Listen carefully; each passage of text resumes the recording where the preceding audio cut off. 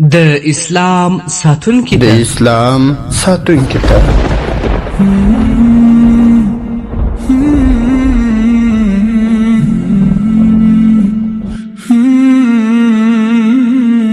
عالمانو، داعیانو، مجاهدینو او عوامو ته د شهید عبدالله سعید زرینی کرشي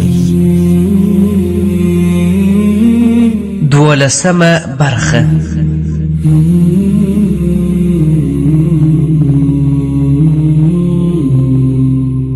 الحمد لله وكفى والصلاة والسلام على رسوله خير الورى اما بعد. فراغت ته مګوره، اسلام ته کار کول عبس او له مقصود څخه بیل شی نه دی. تر هغه پورې مزندوه چې وظیفې، مدرسې، تجارت او نور کارونو څخه فارغ سي او بیا کار شروع کړي، بلکې اسلام ته کار کول له ټولو کارونو څخه اول او مقصود دی. انتظار مکوه چې واده وکړي یا هم سند واخلي یا ورته له نور کار څخه فارغ سي. نه، اسلام دا نه غواړي او نه هم داسې دی. اسلام ته کار کول عبادت دی او عبادت خاص وخت نه غواړي، لکه الله تعالی چې په سورة الحجر کې په 99 آیات کې فرمایي: د خپل رب عبادت وکړه تر هغه پورې چې مرګ درسي. قرآن داسې نه دی ویلي چې عبادت وکړئ کله چې له مدرسې او یا هم پوهنتون څخه فارغه او یا مو ودونه وکړل او یا مو د ژوند ټول کارونه پوره کړل. دغه عبارت ستا وظیفه ده تر څو پورې چې ژوندی یې دغه کار کې به لګیا یې. دا هغه حقیقت دی چې زموږ اسلاف رحمهم الله ورباندې پوه وه، ځکه هم عمار بن یاسر په 90 کلنۍ کې قتال کاوه، نه یوازې دعوت او تدریس بلکې عملی قتال. دا هغه عمر دی چې ویښتان سپینیږي، وجود کمزوری کیږي، د بدن قوت ختمیږي.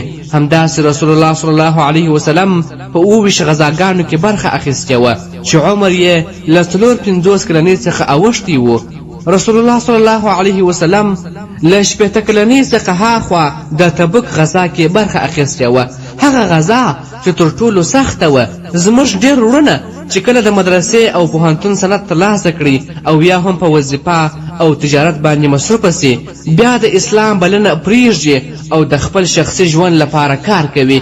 د قتال میدان ته خو بیخي نه ځي.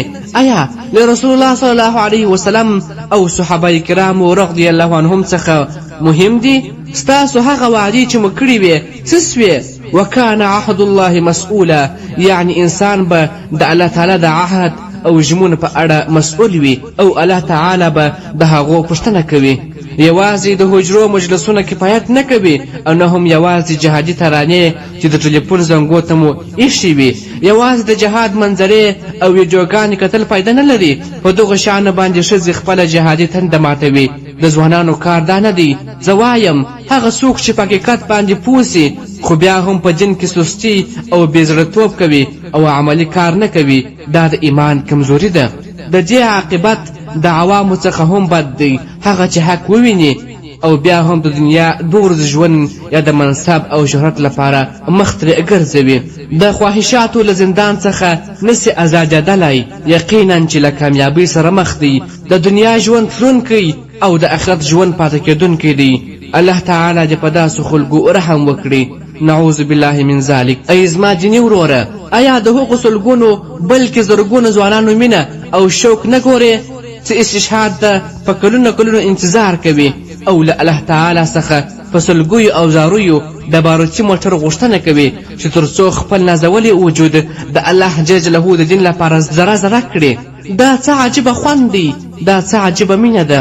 آیا هغه ځوانان نه ګوري چې د خپل ژوند رنګینۍ، وظیفې، پوهنتون، مدرسې، والدینو او خپل کور ته شا کړي او داسې ژوند ته ولاړ سي چې بې له غرونو، منزلونو او ستړیاو نور څه نه ویني او هره لحظه له مرګ سره مخ وي، بیا هم ډېر په شوق ورځي او خپله ځواني په دغو سختیو ماتوي؟